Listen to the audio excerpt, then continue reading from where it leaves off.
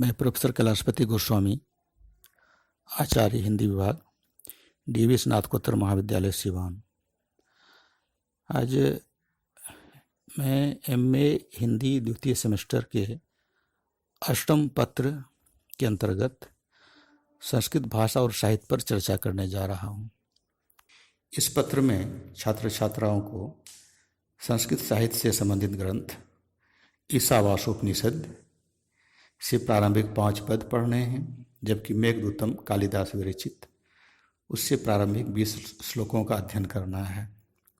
पुनः चारुदत्त नाटक का प्रथम अंक और उत्तर रामचरित का प्रथम अंक, इतना का अध्ययन करना है। तो आज ईशावास्योपनिषद पर चर्चा करता हूँ। जैसा कि हम जानते हैं, वेदों की संख्या 4 है। उसमें यजुर्वेद के शुक्ल यजुर्वेद संहिता में कुल 40 अध्याय हैं, जिनमें 39 अध्यायों में कर्मकांड का निरूपण मिलता है, जबकि 40वें और अंतिम अध्याय में भगवत रूप ज्ञान कांड का निरूपण किया गया है। इसमें मंत्रों का उल्लेख मिलता है। मंत्र भाग का अंश होने से इसका विशेष महत्व है। उपनिषदों में इसे सबसे पहला उपनिषद माना गया है। जैसा कि अभी कहा गया, यह ईशावास्योपनिषद शुक्ल यजुर्वेद संहिता का 40वां अध्याय है।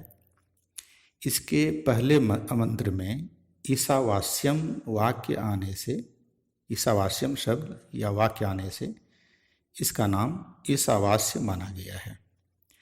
सेमेस्टर द्वितीय के इस अष्टम पत्र में ईशावास्योपनिषद से प्रारंभिक 5 पदों या मंत्रों का ही अध्ययन करना है। अतः अध्ययन की सुविधा के लिए यहाँ पाठ्य ग्रंथ से प्रथम 5 पद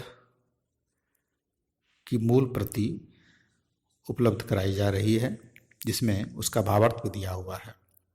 आशा है इस कक्षा के छात्र छात्रा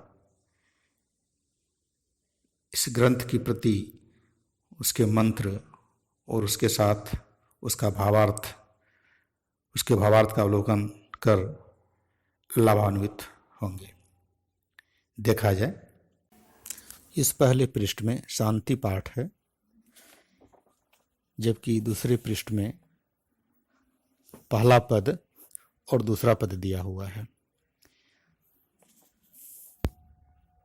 इस पृष्ठ में तीसरा पद और उसका भावार्थ, उसकी व्याख्या दी गई है, उसका भावार्थ दिया हुआ है। इस पृष्ठ में मंत्र संख्या 4 और 5 दिया हुआ है,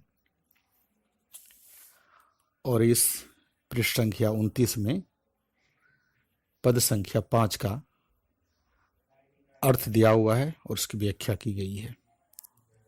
धन्यवाद।